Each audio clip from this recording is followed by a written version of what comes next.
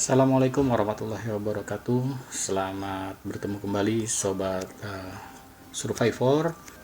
Saya Ujang Dede Lasmana. Kali ini akan berbagi tentang 5 langkah aman saat terjadi gempa di masa COVID-19.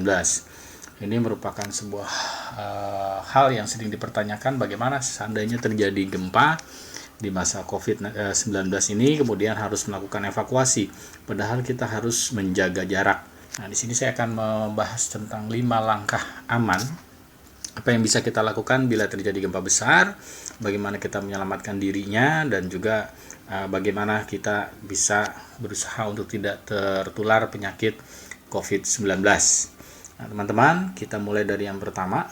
Bila terjadi gempa, apa yang bisa teman-teman lakukan? Yaitu yang pertama adalah lakukan drop, cover, dan hold on, atau bersujud, berlindung, bertahan di bawah lindungan. Jadi yang pertama bersujud. Bersujud itu kita seperti sedang melakukan, bagi umat Islam sedang melakukan sujud pada saat sholat. Hanya saja bagian siku teman-teman itu menempel di lantai, lutut juga di lantai, dan agak sedikit melebar sehingga terjadi base yang luas dan menjadi stabil tubuh kita. Kemudian bagian kepala dan bagian leher kita lindungi dengan tangan kita atau sesuatu yang ada di sekitar kita seperti bantal, itu bisa kita jadikan alat untuk perlindungan. Kemudian yang kedua itu adalah langkah cover atau berlindung, yaitu kita mencari perlindungan, entah itu di kolong meja, entah itu di kolong tempat tidur, ya, terus kemudian apapun yang bisa dijadikan perlindungan. Nah, pada saat kita sudah melakukan tindakan bersujud, pada saat kita mencari perlindungan, ingin masuk ke dalam kolong meja misalnya atau kolong tempat tidur, maka teman-teman bisa merayap dalam kondisi bersujud, nggak usah berdiri, karena itu membahayakan teman-teman bisa jatuh, ya, teman-teman bisa nanti terbentur. Maka lebih baik teman-teman itu merayap dan masuk ke dalam alat-alat, benda-benda yang bisa memberikan perlindungan. Kemudian teman-teman bisa hold on atau bertahan di bawah lindungan. Jadi pada saat teman-teman sudah ada di bawah lindungan, teman-teman bertahan supaya tetap ada di bawah lindungan itu, sehingga teman-teman tidak tertimpa reruntuhan yang ada atau yang terjadi. Nah, teman-teman, yang perlu teman-teman pahami tentang pendekatan drop, cover, dan hold on ini adalah pada saat kita mau melakukan drop, cover, hold on, itu jangan hanya berfokus bahwa akan bersembunyi di kolong meja. Drop atau bersujudnya itu di kolong meja. Tidak.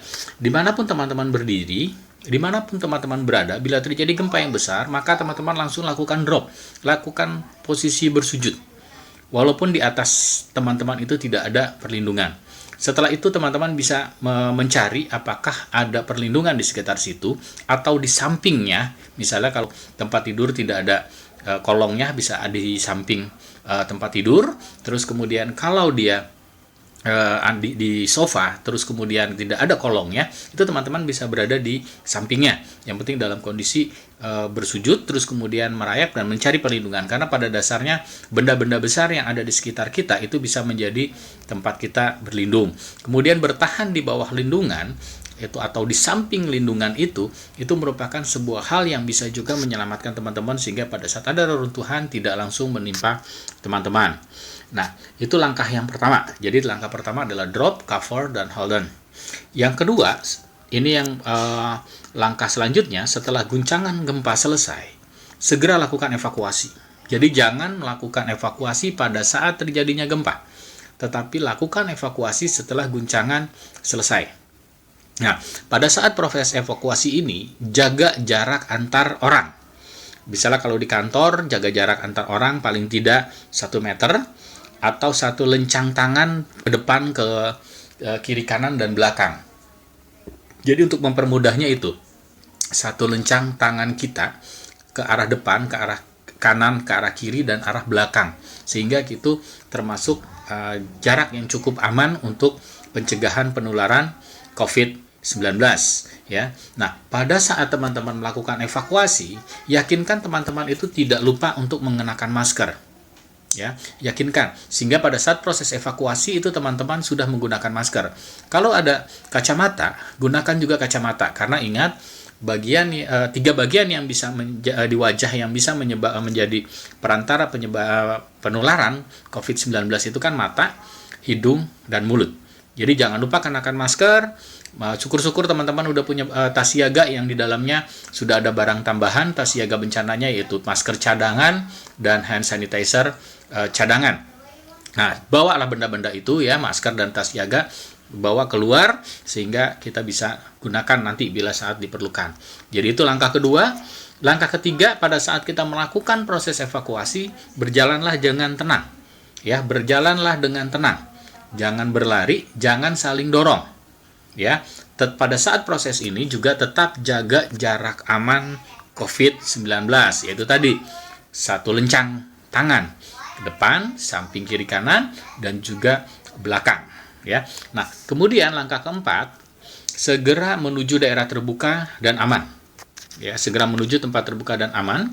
Kalau di rumah itu ada tempat yang sudah kita sepakati bersama keluarga. Di kantor juga begitu, ada meeting point atau master point, apapun namanya, tempat kita berkumpul.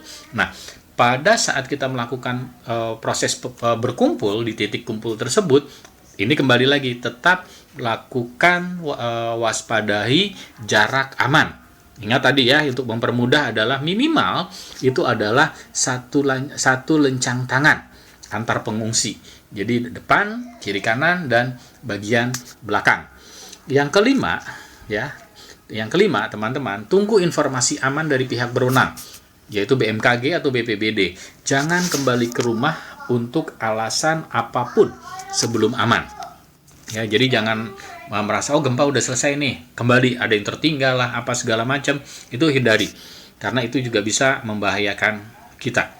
Nah, itu teman-teman berbagi kita hari ini tentang 5 langkah aman saat terjadi gempa di masa COVID-19. Yang pertama adalah drop, cover, hold on, atau bersujud, berlindung, dan bertahan. Kemudian yang kedua, evakuasi setelah guncangan gempa selesai.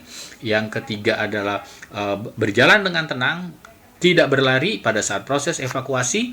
Kemudian menjaga jarak aman pada saat kita ada di titik kumpul.